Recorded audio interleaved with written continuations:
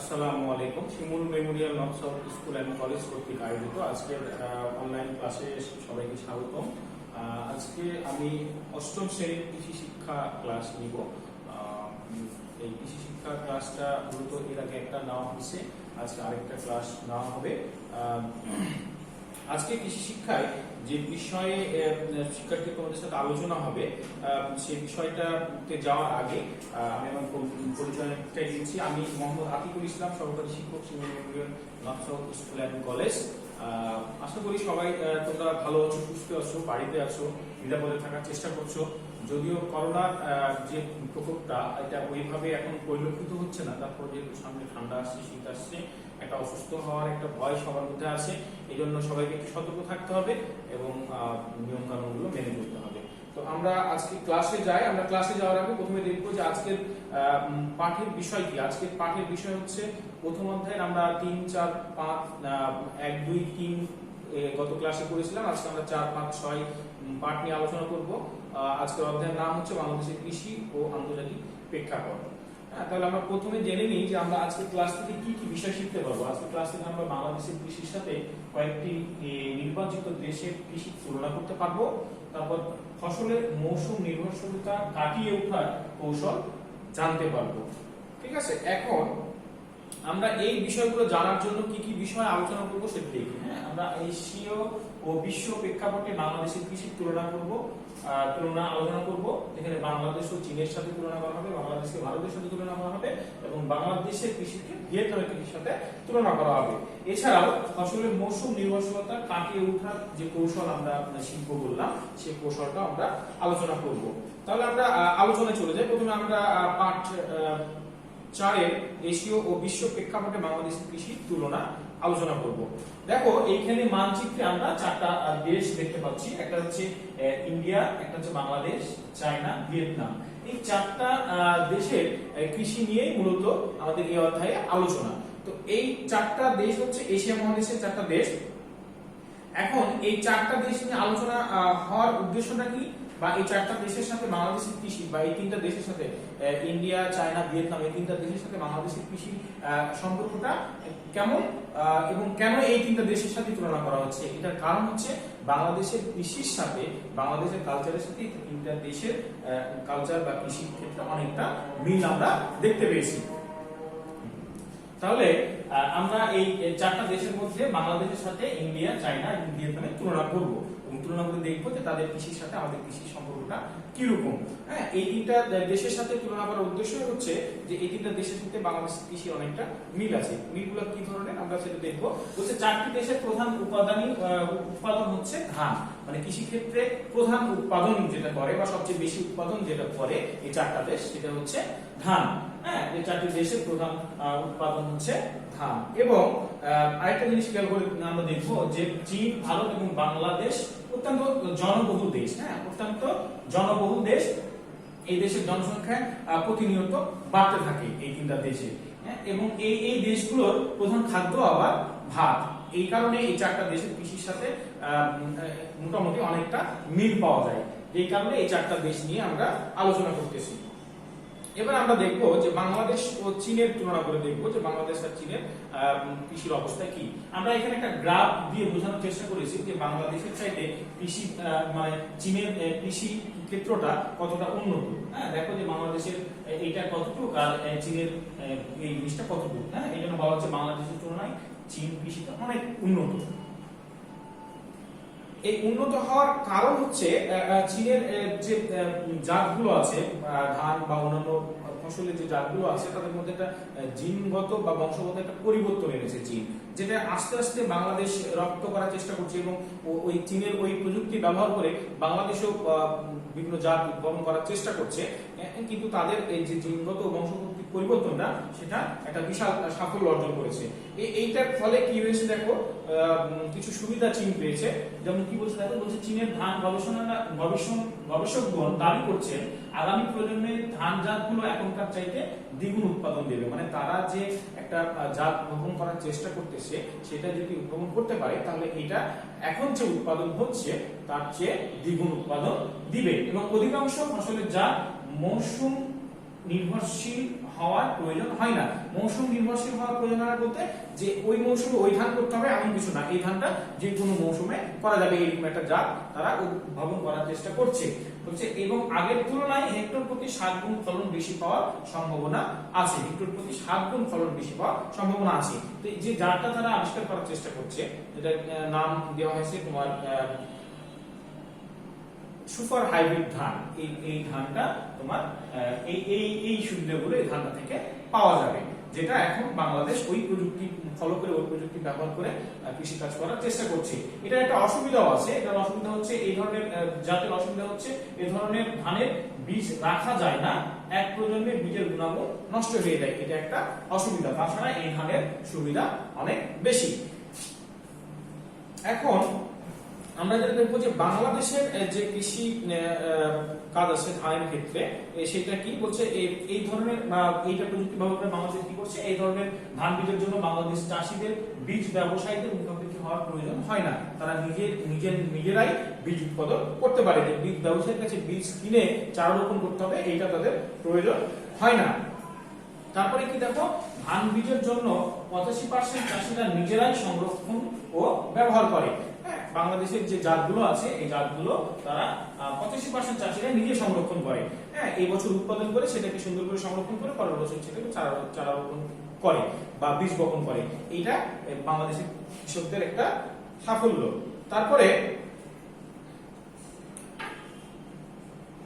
আমরা যেটা দেখবো সেটা হচ্ছে যে বাংলাদেশের কৃষির আরো কিছু বৈশিষ্ট্য বা ওদের দেখো বলছে বীজ ব্যবসায়ীরা কোম্পানির উচ্চ ফলনশীল ধানের বীজ বাংলাদেশের চাষীদের সরবরাহ করছে।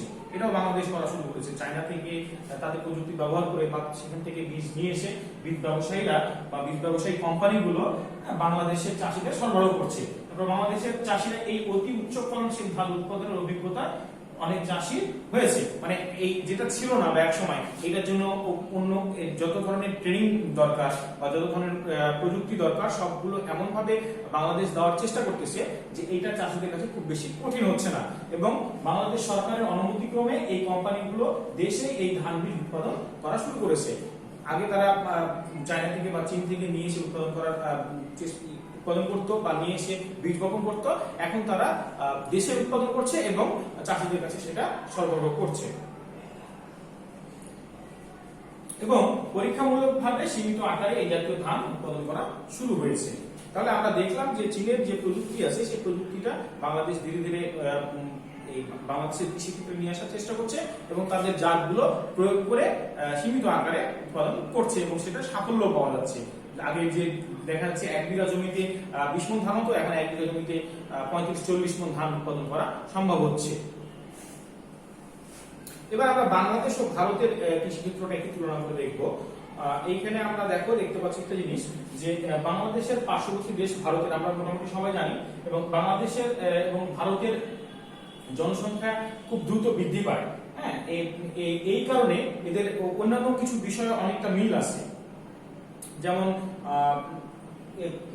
জনসংখ্যা বৃদ্ধি পায়, তেমন আমরা ক্ষুধা নিবারণের গুরুপাঠ দেশ দুটি কৃষক সমাজের উপর নির্ভরশীল।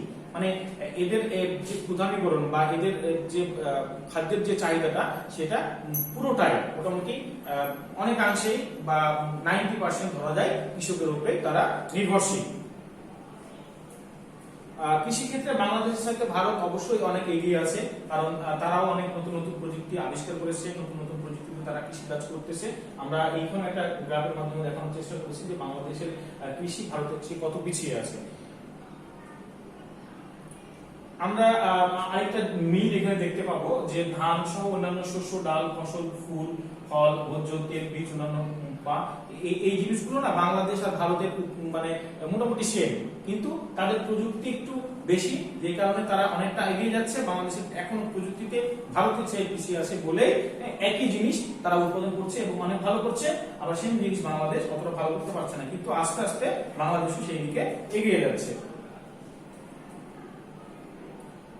এবার দেখো বলছে ভারতীয় বিজ্ঞানীরা শুধু ভারতীয় কৃষিকেই নয় বিশ্বের কৃষিকেও নেতৃত্ব দিচ্ছে। কিভাবে নেতৃত্ব দিচ্ছে বলছে তার মধ্যে একটি কারণ হচ্ছে ভারতের কৃষক বাংলাদেশের কৃষকদের চাইতে অনেক সংগঠিত। হ্যাঁ, বাংলাদেশের কৃষকগুলো ছড়িয়ে ছিটিয়ে, একজনের সাথে আরেকজনের সম্পর্ক নাই, বা তাদের সংগঠনের খুব অভাব। হ্যাঁ, তাদের কৃষি সংগঠন যেগুলো থাকে এটা তারা গুরুত্ব দেয় না। এই কারণে বাংলাদেশ অনেক পিছিয়ে আছে, যেটা ভারতের কৃষকরা অনেক সুসংগঠিত বলে তারা এগিয়ে যাচ্ছে।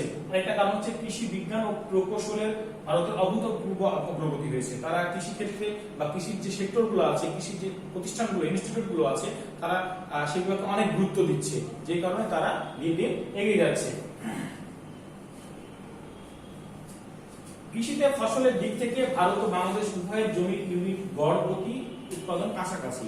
এক কথায় বাংলাদেশের যে জমি আছে এবং ভারতের যে জমি আছে, এই জমিগুলোর গড় ইউনিট যদি বের করা হয় তাহলে তাদের উৎপাদনটা মোটামুটি সেম, গড় ইউনিটটা। কিন্তু কিছু কিছু রাজ্যের সাথে, যেমন পাঞ্জাব, হরিয়ানার সাথে বাংলাদেশের উৎপাদনের হারটা অনেক কম। বলছে বাংলাদেশের কৃষি পণ্য পাট, চামড়া, ইলিশ, হ্যাঁ, এই তিনটা, পাট, চামড়া, ইলিশ, এই তিনটা বাদ দিয়ে মোটামুটি সব পণ্যই ভারত থেকে বাংলাদেশে আসে বা ভারত থেকে বাংলাদেশে রপ্তানি করা হয়। শুধু এই তিনটা পণ্য বাংলাদেশ ভারত সহ আরো অন্যান্য দেশে রপ্তানি করে থাকে। এবার বাংলাদেশ ও ভিয়েতনামের কৃষি আমরা একটু তুলনা করবো। বলছে বাংলাদেশ ও ভিয়েতনামের বড় মিল কৃষিতে ধান উৎপাদন। মানে ধান উৎপাদনটা যেহেতু তাদের প্রধান উৎপাদন, আমাদের বাংলাদেশেরও প্রধান উৎপাদন, তাই এটা একটা মিল। তারপর 25 বছর আগে ভিয়েতনামের কৃষি উৎপাদন খুব দুর্বল ছিল, যেটা এখন তারা অনেকটা কাটিয়ে উঠেছে। সেটা একটাই কারণ, সেটা হচ্ছে বর্তমানে ভিয়েতনামের কৃষি অগ্রগতির মূল প্রধান কারণ হলো সংগঠিত কৃষক সমাজ। এক কথায় তারা কৃষি সমবায় সংগঠন নামে বিভিন্ন সংগঠন তারা তৈরি করে ফেলেছে, এবং ভিয়েতনামের প্রত্যেকটা কৃষক কোনো না কোনো কৃষি সংগঠনের সাথে বা কোনো না কোনো সংগঠনের সাথে তারা জড়িত। এই কারণে তারা বাংলাদেশের চাইতে এবং তাদের যে একসময় যে খারাপ অবস্থা ছিল তার চাইতে তারা খুব দ্রুত গতিতে এগিয়ে গিয়েছে। ভিয়েতনামের কৃষি সংগঠনগুলো শক্তিশালী হওয়ার আরো দুইটা কারণ আছে, আমরা সেই কারণগুলো দেখবো। সেটা হচ্ছে যে স্থানীয় সরকারের বাৎসরিক ব্যয়ের 50% যোগান দেয় কৃষি সংগঠনগুলো।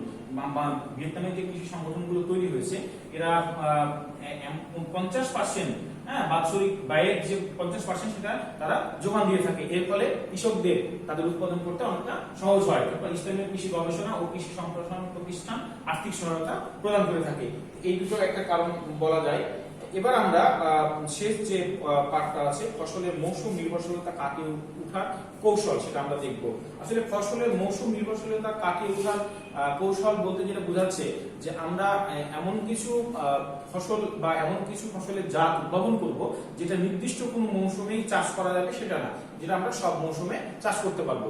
দেখা যাচ্ছে যে তোমার ধরো ফুলকপি শীতকালে পাওয়া যায়, কিন্তু এখন এমন ফুলকপির জাত উদ্ভাবন করার চেষ্টা করা হচ্ছে বা এমন ভাবে উৎপাদন করা হচ্ছে যেটা এই শীতের বাইরেও গ্রীষ্মকালেও উৎপাদন করা যাচ্ছে। এটাকে বলা হচ্ছে যে মৌসুম নির্ভরশীলতা কাটিয়ে ওঠা। আমরা এখানে দেখতে পাচ্ছি যে আমাদের সবজি সাধারণত 3 ধরনের হয়ে থাকে, গ্রীষ্মকালীন সবজি, শীতকালীন সবজি বা সারা বছর পাওয়া যায় এইরকম সবজি। কিন্তু এখন সব সবজিকে মোটামুটি সারা বছর পাওয়া যায় এরকম একটা পর্যায়ে নিয়ে আসার চেষ্টা চলছে। সেটা জাত উদ্ভাবন করে হোক বা আবহাওয়া চেঞ্জ করে হোক, সেটা করা যায়। তো জাতের বাইরেও আমরা একটা ইয়া দিয়ে সেটা করতে পারি। তো সেটা দেখার আগে আমরা যদি আমরা এই মৌসুম নির্ভরশীলতাটা কাটিয়ে উঠতে পারি, তাহলে আমাদের কি কি সুবিধা বা কি কি উপযোগিতা আমরা পাবো সেটা আমরা দেখবো। বলছে বাড়তি উপার্জন করা যাবে।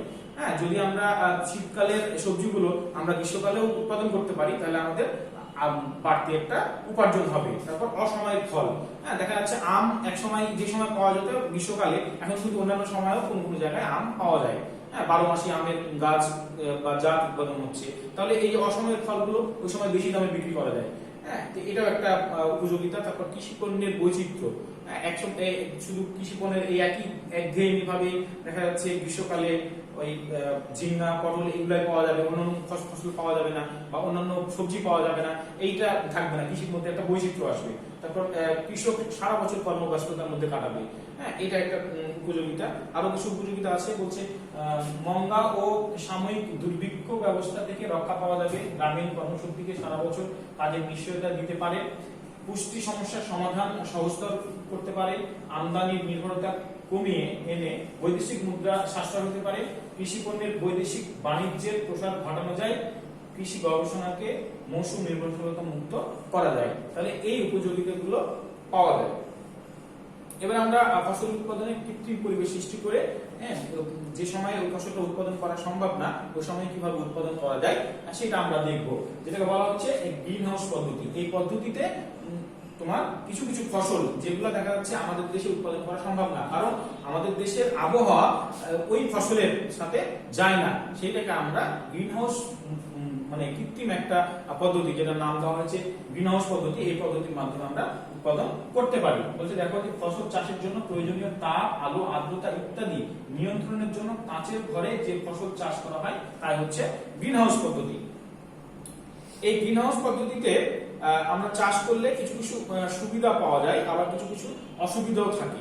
যেমন এই অসুবিধা একটু বেশি, তারপরে বিশেষ ফসলের জন্য প্রযোজ্য, সব ধরনের ফসল আমরা এটা উৎপাদন করতে পারবো না।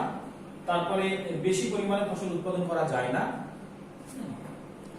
তাহলে বেশি পরিমাণে ফসল উৎপাদন করা যায় না, কারণ যেহেতু সীমিত জায়গা বা নির্দিষ্ট একটা জায়গা, সেহেতু সেখানে বেশি পরিমাণে ফসল উৎপাদন করা যায় না। তারপর কিন্তু এর সুবিধাও আছে। সুবিধাটা হচ্ছে কি, ফসল স্বাস্থ্যসম্মত। তাহলে এর দুটো সুবিধাও আছে, সেটা হচ্ছে ফসল স্বাস্থ্যসম্মত হয় এবং ফসলকে রোগবালাই থেকে রক্ষা করা আর খরচটা কম, মানে রোগবালাই আক্রান্ত হওয়ার সম্ভাবনা খুবই কম থাকে। তাহলে এগুলো আমরা সুবিধা অসুবিধা জানলাম। এবার আমরা দেখবো যে আমরা আসলে এই গ্রিন হাউস পদ্ধতিতে আমরা বাংলাদেশে কি কি ফসল উৎপাদন করছি। ক্যাপসিকাম উৎপাদন করতেছি, স্ট্রবেরি উৎপাদন করতেছি, তারপর টমেটো চাষ করা হচ্ছে, বিভিন্ন ধরনের অন্যান্য জাত যেগুলো আছে, যেগুলো শীতকালে আমাদের টমেটো উৎপাদন হয়। শীতকালের বাইরে যে সময় আমাদের টমেটো গুলো পাওয়া যায় সেগুলো সাধারণত এই গ্রিন হাউস পদ্ধতির মাধ্যমে উৎপাদন করা যায়। তারপরে মিষ্টি মরিচও করা যায়, যেটাকে ক্যাপসিকাম বলছে। এখন শুধু যে গ্রিন হাউস পদ্ধতির মাধ্যমেই আমরা অন্যান্য দেশের ফসল উৎপাদন করব বা ওটার মধ্যে সীমাবদ্ধ থাকবো সেটা তো না। আমরা ফসলের কিছু জিনগত পরিবর্তন করে বা বংশগত পরিবর্তন করে সেটাকে আবহাওয়ার সাথে খাপ খাইয়ে আমরা কিছু ফসল উৎপাদন করার বা বাংলাদেশের প্রতিষ্ঠানগুলো ফসল উৎপাদন করার চেষ্টা করতেছে। তো সেটা আমরা দেখবো। বলছে এখানে একটা জিনিস দেখো যে ফসলের দিবাদৈর্ঘ্য সংবেদনশীলতার জন্য দায়ী জিন ছাড়াই করা হয়। এক কথায় যেটা শীতকালে হওয়া সম্ভব না, সেইখান থেকে ওই শীতকালের যে ইয়াটা আছে সেটা ওখান থেকে ছাড়াই করা হয়। তারপর ফসলের জিনগত বিন্যাস বদলানো হয়। যে পরিবেশে বা যে আবহাওয়ায় সেটা তৈরি করা হবে, সেই আবহাওয়ার যে ইয়াটা দরকার, জিনটা দরকার বা যেটা দরকার সেটা পরিবর্তন করা হয় বা বদলানো হয়। তারপরে ফসলের মৌসুম নির্ভরতা কাটিয়ে ওঠার প্রায় স্থায়ী ও তুলনামূলক কম ব্যয়বহুল পদ্ধতি, মানে এই জিনগত পরিবর্তন করার ফলে ফসল উৎপাদন করার যে খরচটা ওই গ্রিন হাউস পদ্ধতির চাইতে অনেকটা কম এবং এটা অনেকটা ব্যয়বহুল না। এই ছিল তোমাদের আজকের ক্লাস। আমরা কিছু মূল্যায়ন দেখবো। বলছে চীনের আলোচিত অত্যাধুনিক ধানের বীজকে কি বলে, যেটাকে বলা হয় হাইব্রিড বীজ। তারপর বাংলাদেশে কত শতাংশ চাষি নিজেরাই বীজ সঞ্চয় ও ব্যবহার করে থাকে? 85%। বাংলাদেশে কোন কোন কৃষি পণ্য ভারতে রপ্তানি করা হয়? চামড়া, তারপরে ইলিশ, এই পণ্যগুলো ভারতে রপ্তানি করা হয়। আমাদের দেশে পরীক্ষামূলকভাবে কি কি ফসল গ্রিন হাউস পদ্ধতিতে উৎপাদন করা হয়? আমরা দেখলাম ক্যাপসিকাম, স্ট্রবেরি, তারপর বিভিন্ন জাতের টমেটো উৎপাদন করা হয়। এই ছিল তোমাদের সাথে আজকের ক্লাস। আগামী দিন দ্বিতীয় অধ্যায়ের পার্ট 1 নিয়ে আরেকটা ক্লাস তোমাদের না হবে।